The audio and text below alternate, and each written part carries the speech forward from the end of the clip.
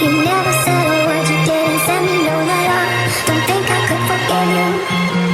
See, I'll learn to slow you down. Okay, what is up everyone? So I'm going to get straight into today's topic, which is how I keep myself motivated and disciplined within the gym, and how you can be the same and go after the things you want to go after. So for those newer people in the gym, the first thing I want to talk about is setting yourself goals, and setting yourself small goals in particular. So let's just say this, for example.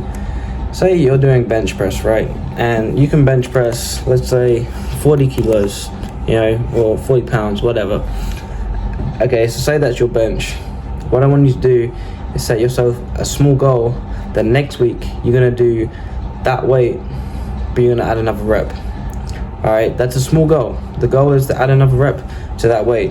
Alright, what happens when you achieve that goal is you're gonna get a dopamine rush, right? You're gonna feel amazing after hitting that small goal.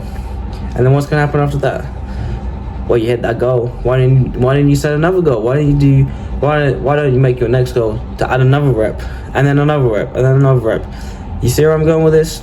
The more you set those goals and achieve those goals, the more the dopamine is going to go through your body. The more you're going to want to go after those goals and set even higher goals, and it just rinse and repeat. That's it, rinse and repeat. So the moment you get started, and let's say you haven't even walked in the gym yet, right?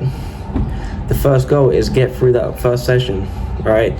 Get through that first session, get that dopamine rush, because you're going to want to do it again, And let's say it's your first time in the gym. Maybe you're not enjoying it, right? But you want to go to the gym. You want to better yourself, all right? My goal for you is to find what works for you, right? Do the research on training styles, on what it is you want. Like maybe you're going after strength. Maybe you want size. Maybe you want agility. Maybe you want functional strength. Do the my goal to you is do that small goal of researching what it is you want and going after it and training that way, because that small goal is going to lead into bigger goals, which keeps you going and turns into discipline over time. And it's just like that. So the second point I want to cover is pretty simple, really, and this is not just for new people, this is for experienced people too. So picture this: you've gone to the gym for 3 years, right? And you have a bad session. You look at yourself in the mirror and you're like, you know what, I don't look that great. I've made no progress. Well, take a second and just look how far you've come. Alright, 3 years is a long time. 4 weeks is a decent amount of time. A whole month is a good amount of time. 10 years is a good amount of time. Look how far you've come. Take a second and think, what will happen if I kept going?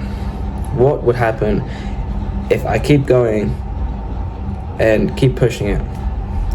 One bad day can ruin a lot.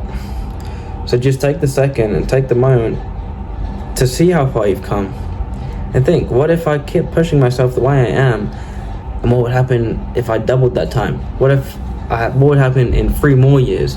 How would I look in 3 more years? What will my strength be in 3 more years? Where am I going to be in 3 more years? What would happen if I stop now? Things are just going to go downhill. But what happens if I carry on? What happens if I keep going up? And that's it, really. That is pretty much it, My whole...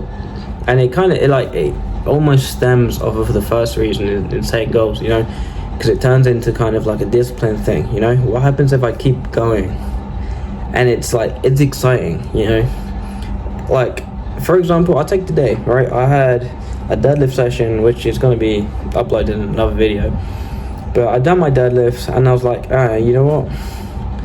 I feel like I'm done. I don't want to do the rest of this session.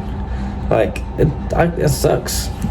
And then I kind of just took a second and I was like, no, I can't be saying this, because what happens if I don't do the rest of my session? What happens if I end up being lazy and finishing it there? I'd be disappointed in myself, because it would be starting the process of taking that downhill spiral. So instead I was like, you know what, screw it, I'm just gonna carry on with the session. I'm gonna lock in and keep training hard and make more progress. because I know that if I keep training the way I am, things are just gonna get better. You know, the rest of my session was pretty much just training core. So training my abs, training, you know, the obliques, stuff like that. I'll be honest, right now they don't look great. And that's like, obviously part of that is because of the bulk, sure. But because, you know, I've never really trained abs as much as I am now. So it's a work in progress. And it's gonna be like that for some of you new people too. You know, you're gonna look at yourself and be like, oh, I'm making no progress. It's a work in progress, right? You gotta start with those small goals to get to the big goals. That's kind of, so I guess you could say, for me training my core and abs right now, I'm back at that, like, the level of those new people, right? Setting goals. You know, obviously I feel like for the majority of the time I have good abs, I have good obliques, but because of like the kind of bulk and all that kind of stuff, it kind of hides it. But even so, I want a stronger core, you know. I do some powerlifting stuff, so it's not just the looks, but it's the strength of my core too. So yeah, that's about it. Set yourself goals and remember how far you've came. That's all there is to it. Need I say more?